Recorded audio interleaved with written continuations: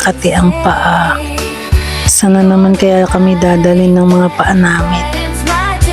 Pero in fairness, hindi kami naglakad. Naka-car kami.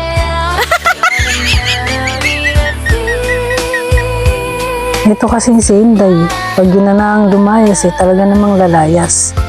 Susunduin ka na niyan sa bahay. At magbihis ka na lang kasi nandiyan na siya sa labas. Oh my God! At nakarating na nga kami dun sa pupuntahan namin. Hinahanap namin ngayon kung nasaan nandoon si reclining Buddha. Nakahilatang Buddha. Yun pala yun.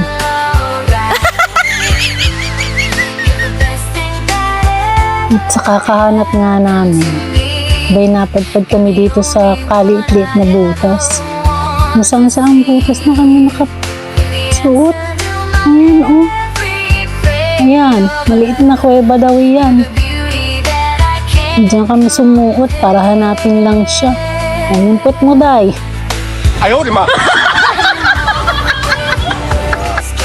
Sobrang dulas pa naman ng daan nung paglabas namin din sa maliit na kuwebang yun. Tapos, ayan, magaganda naman yung kami tanawin. Maayos. Kaso lang, alam mo yun, parang nakakatakot. Kasi, ang daming santo. At yung maliliit na yan. Yan o, ang liliit. Pero mga santo daw yan lahat. Tapos, nakakaloka pa.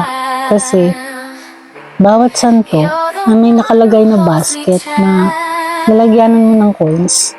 Bay, ang dami nila. Tapos hulugan namin, dahil mauubos ang aming palta.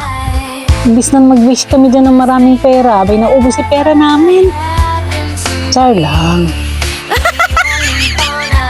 Ayun o, magjuwa. Boom.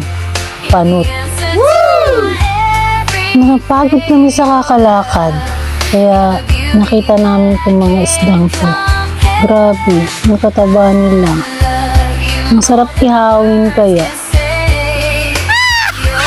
Ang lalaki ng mga koi, sobrang cute.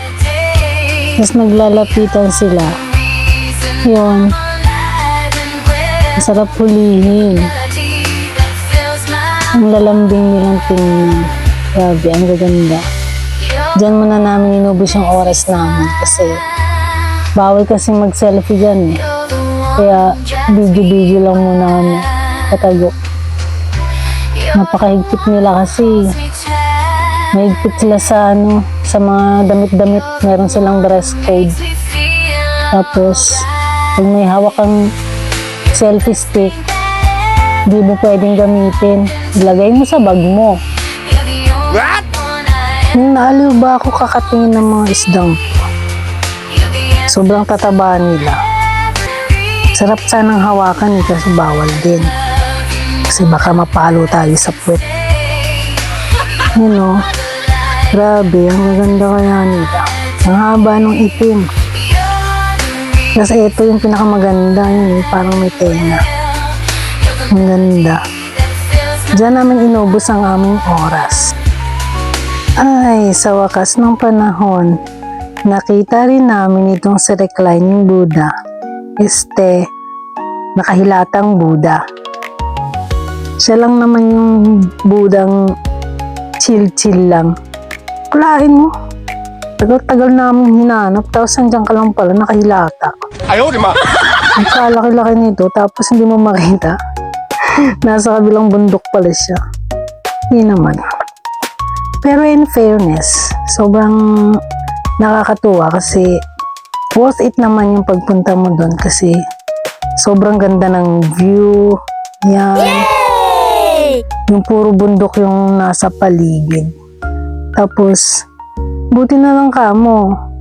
Ang konti ng mga taong nagpuntahan dyan kasi hindi sa holiday. Sunday lang kasi yan eh.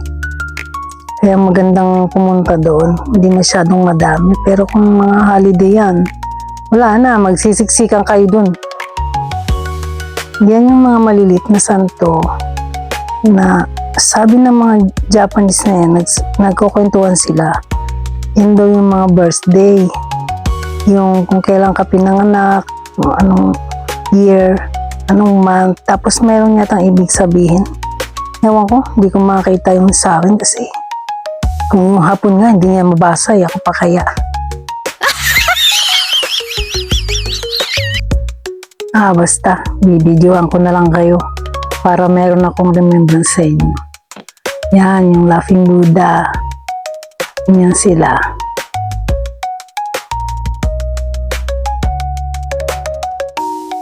Yan, konting picture-picture lang kami tapos uwian na kasi. Mga nagugutom na yun, ang oras na kasi. At ito nga, napadpad kami dito sa kainan ng mga Bombay. Diyos ko, day. Ito na naman kami. Wala na kaming choice kundi dito na lang kami kumain. Pero in fairness, napakasarap naman ng pagkain nila. Hindi masyadong mabigat sa tiyan.